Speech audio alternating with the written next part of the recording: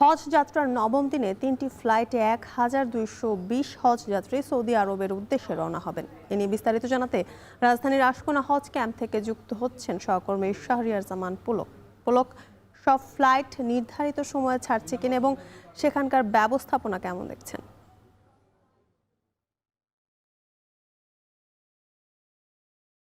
সুতিকা, আজকে সর্বমোট ৩টি ফ্লাইটে ১,২২০ জন হজযাত্রী যাওয়ার কথা রয়েছে সৌদি আরবের উদ্দেশ্যে, এবং ৩টি ফ্লাইটে কিন্তু সৌদি আরবের যে জেদ্দা সেখানে ল্যান্ড করার কথা রয়েছে।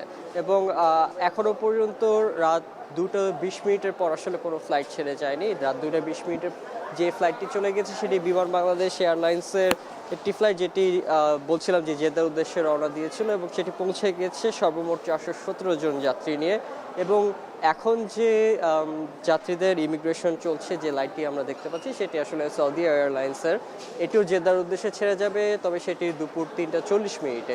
এখনও পর্যন্ত যাত্রীরা যারা রয়েছেন তারা বলছেন যে তারা স্বাচ্ছন্দ্যেই যাত্রা করতে পারছেন। এর জন্য তারা যারা হজ কর্তৃপক্ষ রয়েছে এবারকার, তাদেরকে কিন্তু বলছেন যে অন্যবারের তুলনায় এবারের যে সব কিছু তারা আয়োজন করেছেন সব কিছু তাদের পক্ষে গিয়েছে, এবং এখনো পর্যন্ত যে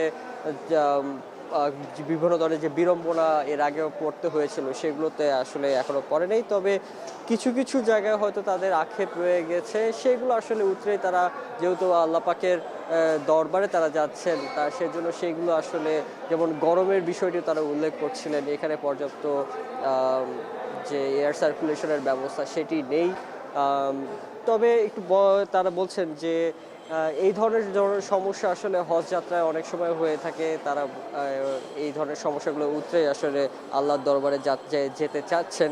তো এখন বর্তমানে সৌদি এয়ারলাইন্সের যে ফ্লাইটটিতে যা ইমিগ্রেশন চলছে, সেই ফ্লাইটে সর্বমোট 386 জন যাত্রীর যাওয়ার কথা রয়েছে, এবং এটি যেটি বলছিলাম যে দুপুর 3:40 তারা রওনা দেবে। এরপরে কিন্তু আরেকটি ফ্লাইট রয়েছে, যেটি আজকের দিনের সবশেষ ফ্লাইট, সেটি রওনা দিবে 4:05। সেটি বিমান বাংলাদেশ এয়ারলাইন্সের সর্বমোট 417 জন যাত্রী নিয়ে সেটি উড্ডয়ন করবে সৌদি আরবে যে জেদ্দা রয়েছে সেটির উদ্দেশ্যে।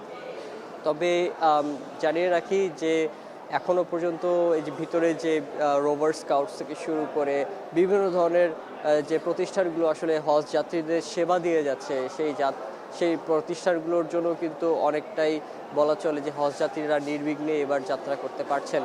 তবে কিছু অনাকাঙ্ক্ষিত ঘটনা ঘটেছিল, যে সেই অনাকাঙ্ক্ষিত ঘটনাগুলো যাতে আর ভবিষ্যতে না হয়। যেমন 2 দিন আগে কিন্তু এক হজ যাত্রীর টাকা চুরি হওয়ার মতো ঘটনা ঘটেছে। সেই বিষয়ে কিন্তু পরিচালক বলেছেন যে এরপর থেকে যাতে এই ধরনের কোনো ঘটনা আর না ঘটে, সেজন্য কিন্তু নিরাপত্তা এখানে আরও জোরদার করা হয়েছে। এখানে আরও বেশি পুলিশ সদস্য এবং সেনা সদস্যের টহল বাড়ানো হয়েছে। তো জ্যোতিকা, এই ছিল আমার কাছে আজকের হজ যাত্রার সর্বশেষ তথ্য। হজ যাত্রার খবর জানাতে যুক্ত ছিলেন শাহরিয়ার জামান পুলক।